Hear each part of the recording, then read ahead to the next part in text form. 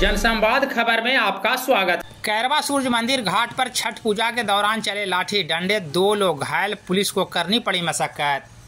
दरअसल घोसी थाना क्षेत्र के कैरवा सूर्य मंदिर घाट पर उस समय अफरा तफरी मच गई जब 2 गुटों के बीच मारपीट शुरू होने के बाद लाठी डंडे और पथराव शुरू हो गया।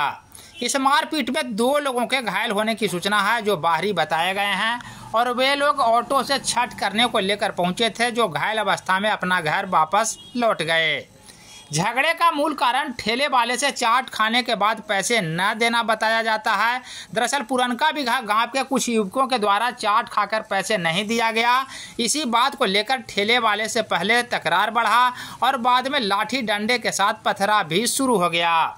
हालांकि सूचना पाकर मौके पर पहुंची पुलिस काफ़ी सूझबूझ से स्थिति को नियंत्रित किया।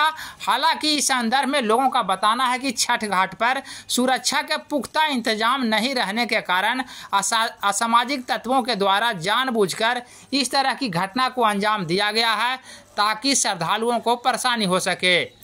अब देखना होगा कि पुलिस इस मामले में क्या आगे की कार्रवाई करती है। तत्काल घटना के बाद पुलिस मामले पर नज़र बनाए हुए है और पुलिस आगे की कार्रवाई में जुटी है।